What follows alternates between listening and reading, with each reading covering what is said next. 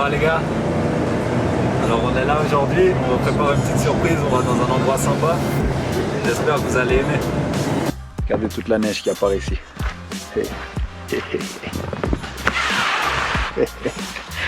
Ici on est à Châtel-Saint-Denis. On continue en direction de notre destination.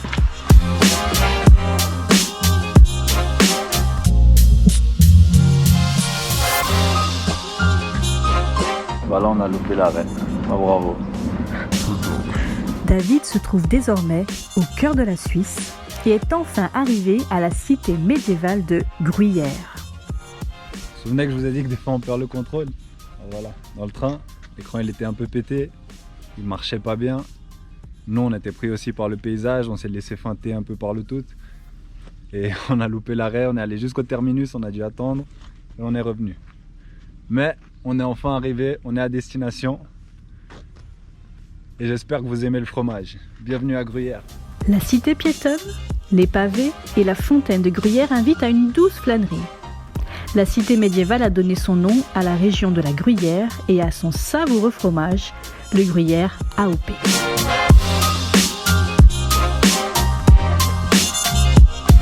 Est-ce que c'est de l'eau potable ou est-ce que c'est pas de l'eau potable? J'ai goûté l'eau de l'amour à Grindelwald, il faut que je goûte l'eau de Gruyère. On va voir si la goût de fromage. Sans tomber. Oui. Ça. Ah. Elle est froide, ouais. Entre la neige et l'eau, je commence à avoir les mains froides là un peu. C'est quand même intéressant, hein. Une petite ville comme la Gruyère. Elle a un musée de aliens. Ça, vous êtes d'accord, c'est connu mondialement. Un peu trop métallique, mais choupinette. Le château de Gruyère, datant du XIIIe siècle et visible loin à la ronde, domine la cité. Situé sur un verrou glaciaire, c'est le deuxième château le plus visité de Suisse. On va rentrer dans le château de Gruyère. En espérant qu'on puisse visiter au maximum. Comme ça on peut vous faire découvrir aussi. Hein. On sera venu ici avec plus de souvenirs encore. On repartira d'ici avec plus de souvenirs. Viens, on nous attaque. Direction le château.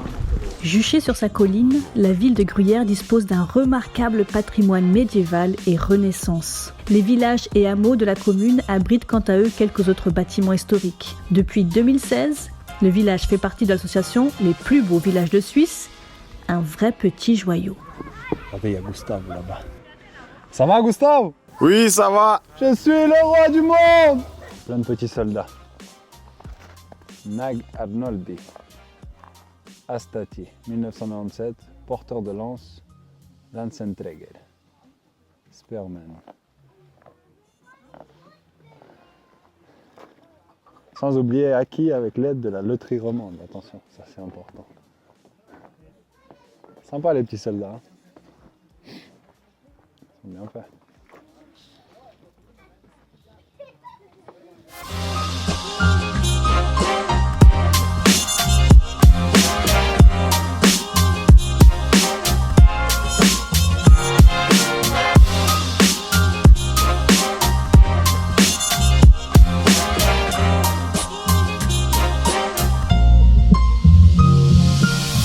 David continue de marcher, mais cette fois, ce n'est pas pour remplir son esprit.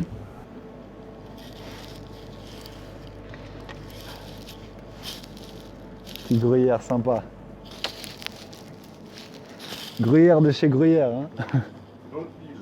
D'autres villes. Alors je vous en prends un s'il vous plaît. D'accord. Merci.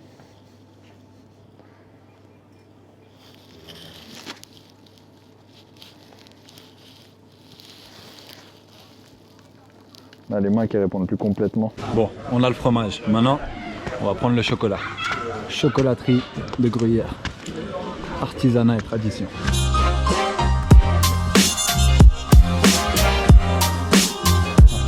Ouais, alors on aimerait goûter un chocolat d'ici, quoi. Moi, je veux... Celui-là, c'est vous qui faites avec le caramel. Voilà, en fait, depuis la fève, en fait, on reçoit les fèves de cacao ici. Ouais. Puis, en bas à Pringy, on a des machines pour justement faire le chocolat de A à Z. Et en fait, là, c'est la dernière étape, c'est la conche. Ah, pas mal. Justement, ça, c'est la dernière étape du chocolat pour que ça soit onctueuse et puis fondant en bouche. Cool. Enlever l'amertume. Ah, magnifique. Ouais, je vais vous prendre celui-là alors. Oui, prends celui-là. Allez. Gruyère. Gruyère, c'est une ville qui me fait penser au thème que j'aimerais aborder. Ce thème, c'est l'humilité. J'aimerais d'abord commencer par vous lire un verset. Dans Matthieu 11, 29. Prenez sur vous mon joug et laissez-moi vous instruire, car je suis doux et humble de cœur, et vous trouverez le repos pour vous-même. Dieu essaie de nous pousser à être humbles. Il dit qu'on prenne son joug. Le joug, c'est ce qu'on utilisait pour atteler les bêtes, pour mettre qu'elles soient ensemble. On peut utiliser aussi ce mot en tant que contrainte physique ou morale. Il y a des sens qui pourraient paraître un peu péjoratifs. Mais quand on y pense vraiment, qu'on dit de prendre son joug, on est en train de prendre le joug de Dieu, qui nous apprend à être doux et humble.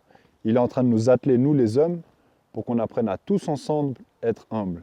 C'est une contrainte dans le sens que c'est une règle qu'il aimerait pour nous, mais il faut qu'on l'apprenne parce que grâce à ça, on aura du repos. Notre âme sera meilleure, on pourra se sentir bien et on pourra profiter vraiment. Maintenant, l'humilité. L'humilité, qu'est-ce que c'est? Et pourquoi j'ai fait le lien avec Gruyère aussi?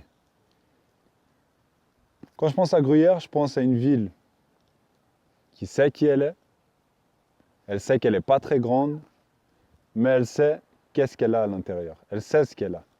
Elle sait qu'elle a ses spécialités, les gens savent quand ils vont la visiter les spécialités qu'elle a, et elle est honnête, dans le sens qu'elle n'essaye pas de se rendre plus grande de ce qu'elle est vraiment, mais elle ne se diminue pas non plus. Donc l'humilité, qu'est-ce que c'est dans la définition? L'humilité, c'est de savoir vraiment qui on est, être réaliste là-dessus. Ne pas commencer à s'inventer des histoires, à essayer de se grandir, pas non plus à se rapetissir, mais se mettre à sa juste mesure. Maintenant, comment est-ce qu'on peut apprendre à se mettre à sa juste mesure? C'est simple, il faut commencer une analyse. Quel genre d'analyse? Se poser des questions. Qui on est? Qu'est-ce qu'on fait? Qu'est-ce qu'on aime faire? Qu'est-ce qu'on n'aime pas? Voir d'où on vient, voir où on va. Essayer de réfléchir à la vie, se poser et regarder comment sont les choses dans nos vies, pourquoi il y a des choses qui nous plaisent plus, des choses qui nous attristent, des choses qui nous mettent en colère, des choses qui nous remplissent de joie vraiment. Et avancer avec ça, vraiment apprendre à se connaître. Il faut penser qu'on est tous des diamants. On est tous des diamants. Mais le diamant, pour qu'il brille vraiment, il faut d'abord le mettre à la lumière, le nettoyer et le polir. Sinon, on ne pourra jamais réussir à avoir le potentiel maximum de ce diamant.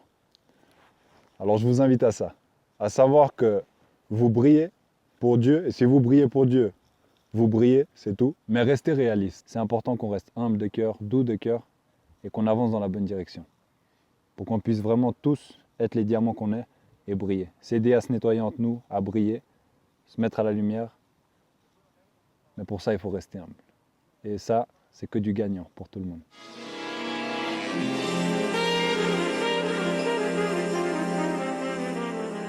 Peace.